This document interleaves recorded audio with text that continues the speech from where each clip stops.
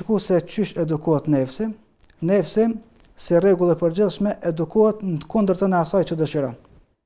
Si rregull e përgjithshme para se me cek veprat. Për shembull, shpesh herë nefsi dëshiron pushimin, e dëshiron qetësinë. Vend që me shku me fal namazin në xhami, priton e fal në shtëpi. Thon banet kundërtën e asaj që dëshiron unë, egoja jote, në këtë mënyrë kemë arrit me eduku nefsin. E në qovë se i bindesh atina, këtë mënyrë vetëm keme forcua ta ma shumë edhe keme bo ma të fort. Mirë po, ka veprat shumëta, çdo vepër e mirë, pa dyshim që ndikon në edukimin e nefsit. Mirë po, këtu do të me pas parasysh një rregull të përgjithshme.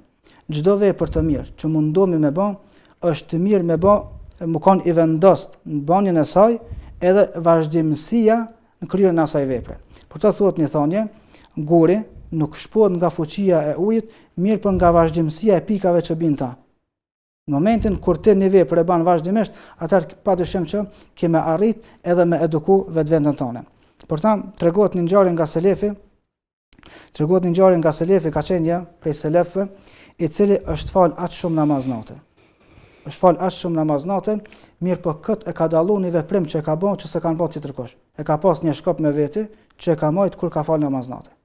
Çdo herë kur është lodh, i ka godit këmbët e tij. Edhe ka thonë një shprehje, ju ka drejtu nefsit, padyshim, se ai s'ka fol me kërkan. I ka drejtu nefsit të tij, ka thonë, kam ia dëshmu pejgamberit alayhis salatu wassalam që pas vdekjes tij kanë mbet ende burra. Dhe thot pastaj shprehjen e dytë, thot do të mundohem me veprat e mia, me edukimin e nefsit, që me i bë konkurrencë Ebu Bekrit dhe Omerit hyrjen në xhenet. Ky e ka ditë që me Omerin edhe Ebu Bekrin s'u krahasohet. Mirë po t'i tregu vendosmërinë e madhe që e ka nefsit dhe për mu dorëzu ai para këtina, i ka thonë këtë shprehje. Vendosmëria, vazhdimësia në vepra të mira është prej gjanave që më së shumti e edukon nefsin. E prej këtyre mund t'i veçojmë dy.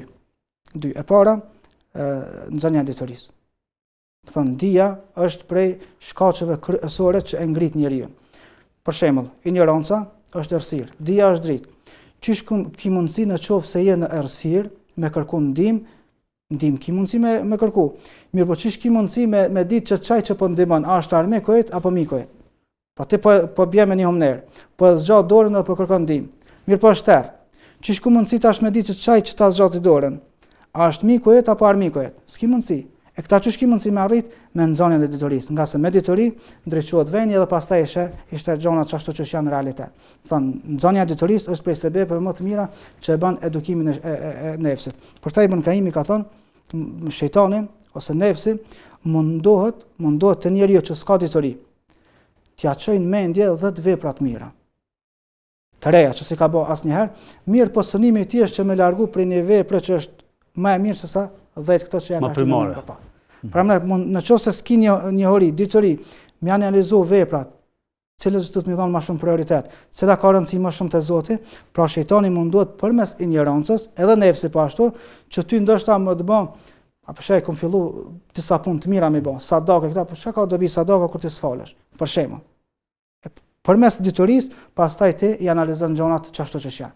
Edhe vepra e dytë që ndikon, që është kryesore, që ndikon në edukimin e nefsit, është dhikri i vazhdueshëm. Sado i pakët që është dhikri i vazhdueshëm, siç ka thënë Imam Shafiu, është ushqim për zemrën, ushqim për shpirtin, është ushqim i dobishëm për nefsin. Për këtë, nëse analizojmë Kur'anin, ngjarjen e Zekriait alayhis salam. Zekriai kërkoi tek Allahu me furnizu me evlad me fëmijë në pleqëri. Edhe Allah i premtoi se ka më të furnizu me evlad. Mirë po Zekriai tash kërkoi një argument që i dëshmon se për këta do të thotë çfarë do t'i ndodh. Allah i tha, nuk i më fol 3 ditë.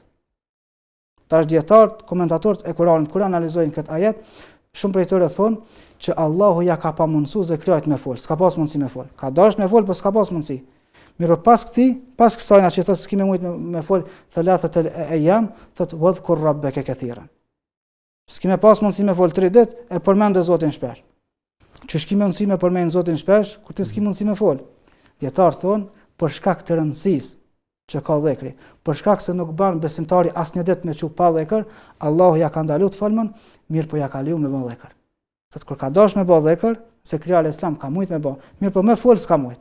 Pra kjo tregon për rëndësinë që e ka dhikri në jetën e besimtarit, e padyshim që kjo rëndësi shfaqet edhe tek, do thotë edhe tek edukimi i nefsit.